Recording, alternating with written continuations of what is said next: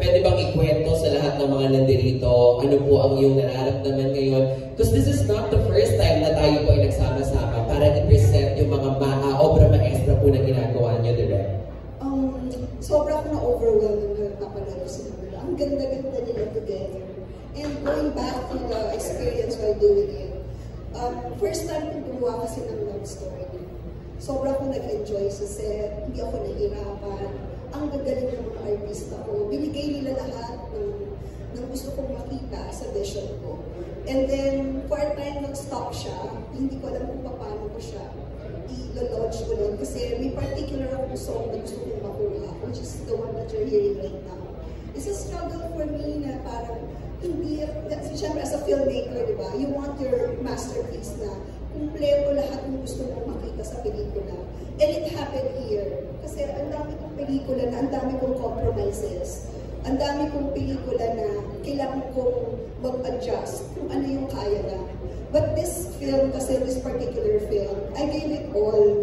Naghintay ako, kinuha ko yung gusto kong makita. And now, nakikita ko siya. I'm just so happy na nakuha ko yun kahit na dito lang sa pelikulang to, nagawa ko lahat ng gusto kong gawin.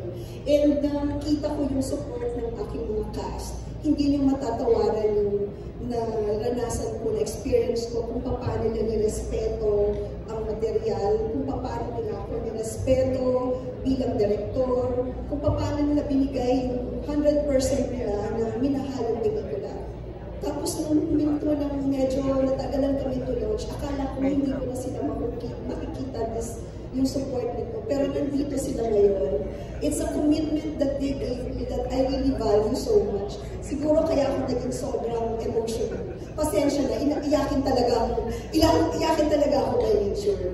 So yun lang po. Thank you. Yes, so pero palakpakan naman natin sila Direk. Kasi kanina nga ba ako nagsimula, very emotional na si Direk, hindi pa niya napapanood. Tapos sabi ko, Direk, bakit naging emotional ka? Ang kwento ngayon, sabi niya, sana ay talagang, alam mo naman kung gaano kahirap ngayon ang pagpapalabas ng mga pelikula sa sinihan.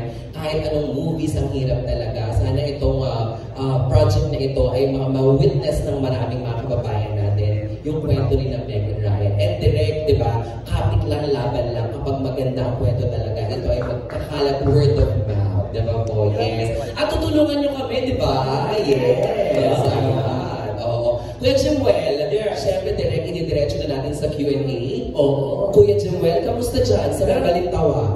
Balintawa. Charay, akala ko. Balintawa na ngayon in the studio. Of course, ang ating first question ay pag-drive sa tumatawag si Richard Pagdikaw from Lionheart TV. Wow. Kaya masyado ka masaya sa iyo. Unang question. Perfect. Ayun, congratulations po Direk. Yung first question ko kay Pongha, bilang first acting project mo to, tapos movie pa.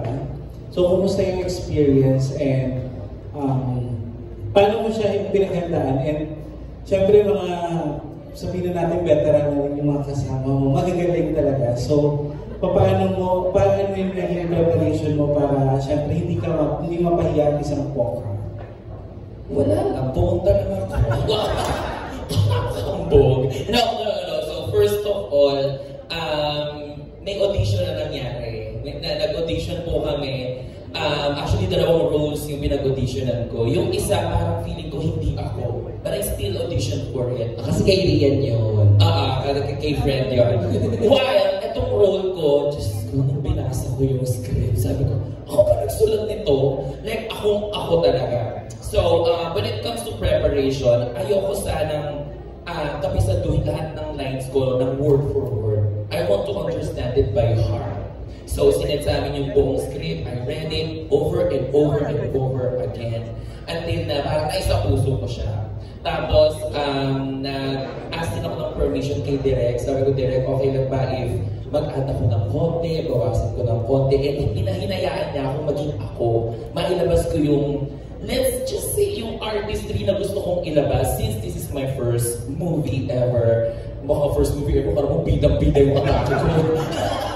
But to be part of this movie, and it's such a privilege to be part of this one. So ayoko mapahiyain sa sarili ko, and of course, sa mga co-actors and the people behind the movie. And thank you for the question. And kumusta yung experience mo? Sino ba yung mga nakatrabaho mo sa kanila? Nakatrabaho ko po, of course, ni Derek. And si JC po yung matagal kong kasi ka-work niya ako, yung sa office niya. Kami yung magka-work doon. So, Sarah, ganyan, which is araw-araw ko namang ginagawa. So, parang wala namang masyadong nagbago. But, all in all, it was such a great experience. One of the books for me as a content creator. Yan lang po. Thank you. Thank you. Thank you, Sir. Maraming salamat! Nasweet ako ni Richard. Paano mga thank you? Thank you, Sir Jude. Thank you. Next question natin from Romel Gonzalez from Pep. Hi, Kuya Romel. Good afternoon po. Yes, hi. My first question is kasi nakita ko sa trailer kanina for JC and Rian. Was there a time in a wild or drunken moment na lumabas kayo ng bahay mo ng suot? You, Rian, first. Kahit naman hindi wild and drunken, ginagawa. Wala naman akong nare-recall na gano'n. Siguro may kulang or magkamali yung kulay ng medyas or magkaiba pala yung sapatos. Pero yung wala talaga. Feeling ko may pipigil naman sa akin. Underwear lang ang suot, meron. Ako po kadalasan walang underwear, so hindi ko alam kung ano yun. Ay, yung damit yung meron, yung underwear yung wala. Pwede naman. JC, ikaw. Wala Actually, ngayon hindi po. ko maalala yung mga ganyan. Siyempre, meron mga times na lalabas na hindi naman yung full na, pero isa po. Actually, hindi ko nga po alam kung may hakasuot ako nito. Paminsan-minsan, pwede. May walang suot. Hindi pa naman in my life, may drunken moments. Baka pwedeng lumabas lang ng kwarto. Kailangan yung lumabas lang ng bahay. Pwede naman, kwarto. Pwede, oo. Yeah, nangyayari siya. Yan, oo, talaga. Ayun, thank you sa inyong dalawa. And my next question para sa dalawang bagets. Chances and Chris. Ayun, ayun po. Since nagaling kayo sa pelikula at television, tapos nakakasama niyo mga mostly kabataang artista, kumusta po working with stars of today? Chances po. Romel, hindi kita makita. Ito po. Ayan, hi Romel. Hi po. Bakit yung mga tanong mo sa akin, hindi yung mga nagugubad sa kalye? Yan ang tanong mo. In person po tatanong sa inyo yun. O sige. Actually, sa pelikulang to, dahil ako yung nanay ni JC, halos lahat ng eksena ko na sa bahay kasama si JC. So, ang pag-usapan ko lang pwede ko sabihin is, I've worked with Rian a lot of times. Si JC kasi, before this film, matagal na kami magkasama sa UP. Estudyante namin yan sa theater. So, marami na kami kaganapan, di ba? With JM de Guzman. Yan yung mga babies namin in the theater. So, ako naman, now that we're working in this film, at take note, bida na siya. So, you cannot imagine the pride that I have working with our students who are doing very well in the industry. At proud naman ako siyang ka-eksena. Masarap siyang ka-eksena. Very generous actor. Very disciplined. Kaya naman, happy naman ako sa akin. Lugod. Lugod kasi yung tawag ko sa kanya. Okay? Ano po? Lugod. It's a kapampangan term for mahal. Parang gano'n. Kumusta po si JC bilang estudyante? Si JC, actually, nung nakasama ko si JC, hindi na ako nagtuturo nun eh. Hindi ko talaga siya nag-estudyante as in a classroom setup. But we were in a production together. So, kasama namin, kami mga professional actors, kasama namin mga student actors. Isa panaginip na pili ako. Si Doña Victorina, siya si Basilio. Aba, kumakanta. Hindi ko alam yun, kumakanta sa stage. Hindi naman niya siguro makukuha ang role na yun, hindi siya magaling. Diba? So, nag-alternate sila ni JM doon.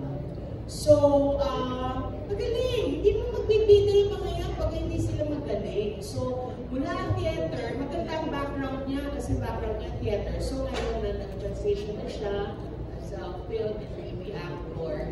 Maganda ang kanyang foundation and I'm very, very proud of him. Thank you, Chances. Go, please. Kumusta working with the stars of the new generation? Yeah, hi, Romel. Good afternoon. Well, I like working with the stars of today. Kasi ang ganda ng energy, nakakatuwa. I don't know kung ganun din kami ng mga kabataan namin, but now that I'm at this point of my career, pag nakakasama ko yung mga stars of today, nakakatuwang just to even, watch them, how they handle themselves.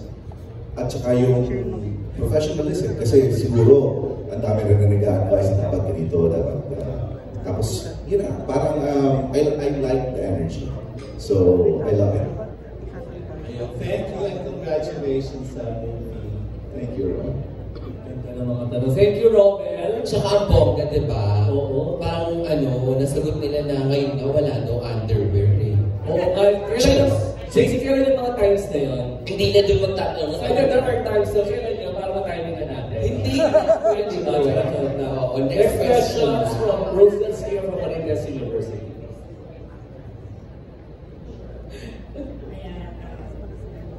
Good afternoon po. Una ko po question kay Direk Camille. Curious lang ako, bakit Megan Ryan? Kumbaga we all know that tagaling natin ng end. This is Meg Ryan, the Hollywood star. Okay. Megan Ryan, I just like to acknowledge from everyone that this is written by Gina Marisa Pagasa. So, si Manay Gina is a fan of Meg Ryan. You know naman, Meg Ryan is the queen of rom-coms in the 80s, diba?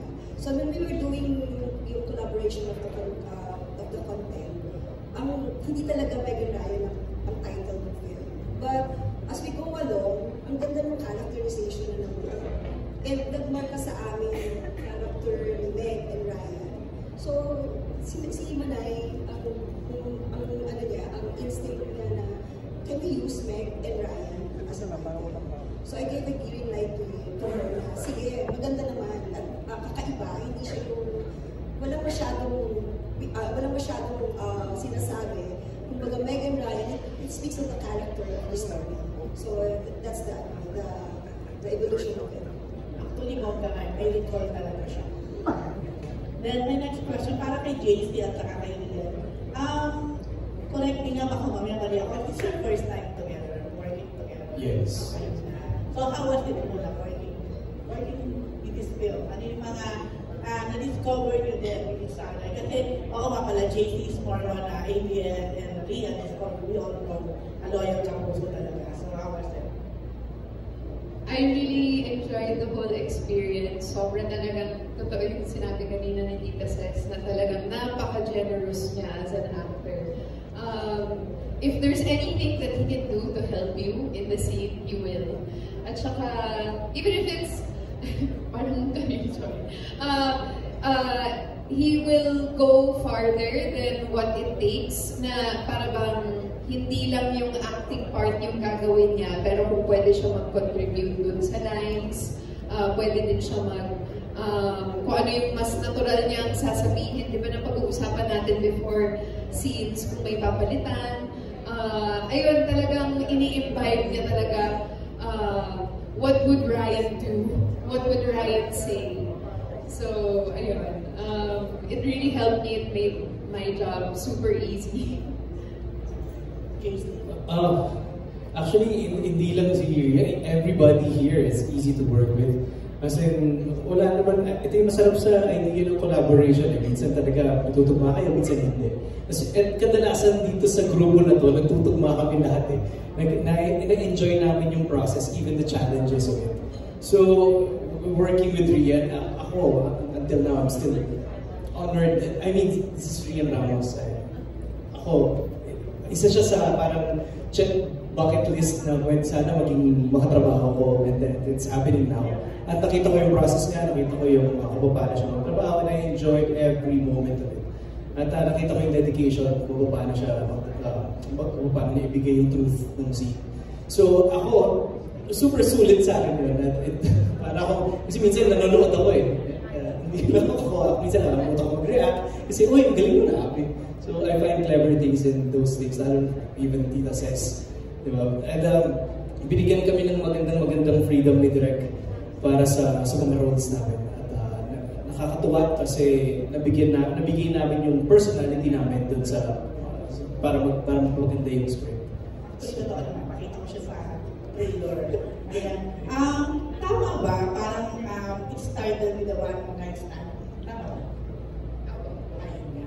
So, curious lang ako, in real life ba, have you ever, alam mo yung although, have you ever parang, hindi ko fantasize, kung hindi parang, minsan, parang masarap din yung ganong kind of love or kind of relationship, if you get what I mean. May mga ganon din ba in real life? Feeling ko kaya sagutin ni Poma. Or ikaw? Uy, Ate Rose! I love you! Alam niyo, sorry hindi ko alam kung ito ay inspired din. Pero kasi, I'm sure lahat tayo nasa Facebook. Lagi may mga lumalabas doon ng mga Chinese reels. Yes! Chinese movies na, mga short movies na. Palaging ang pinaka-premise niya yung start with a one night stand, tapos billionaire, and then algorithm mo yun. Algorithm mo yun. Ayun na! Hindi naman ako mag-deny. Nakaka-addict naman talaga. Puro one night stand pala lumalabas sa'yo. Hindi ako mag-deny, but anyway, yun na. Ako, syempre when you're young, wild and free, diba? Siguro dun papasok yung mga ganong iisipin mo. First, gusto mo ng bad boy, or gusto mo na, yung gano'n, yung parang, pero syempre, bilang akong artista ako, mas careful naman ako. But syempre, when you're younger, you have those thoughts din na parang, lalo na pag hindi mo pa alam kung what a relationship takes. Iisipin mo na yung mga meet cute lang, and that's it, magkakailaban na kayo, and that's your relationship. May ganun din when you're younger. Yung same lang din, maybe when I was young, meron akong mga ganung fantasies. Pero hindi, wala. Hindi nagtatagumpay lang. Parang diba parang pagbata ka pa, yung appealing sa'yo yung bad boy o yung bad girl. Tapos the older you get, it's like, you realize na that's not really what relationships are. So ngayon, Ian, ano na talaga? Although we all know naman na you're happy with your relationship. Ano na yung na-realize mo at your age now, at your status now?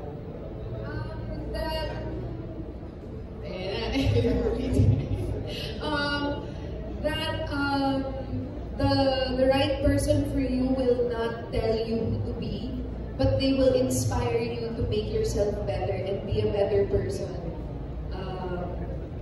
#Megan Ryan. Okay, thank you, Black and congrats. Grabe naman ang tanong ni Ari Rose. Ang ganda rin sa sagot ni Rian, ha? Totoo. Pang-miss you. We have a winner. Yes. Siyempre, di mo papatalo from Marites University, we go to Marisol Academy. Wow! Siyempre, di ba? Asan na ba si ano? Andito si Ate Mildred Baco. Kuya Romel Placente, of course. Ayun, ang Kuya Romel Placente, katabi ni Tita Mel. Ayan, si Romel, di ba naman pupunta sa kinupuan ni Rian? So, nag-live na dyan si Kuya Romel kanina. Ano na yan? Hindi ka mo napapagod, tuloy-tuloy yata yung movies na ginagawa mo. From one movie to another. May time ka pa ba kay Sam? Wow! Diretso. Ito, meron ba kayo dito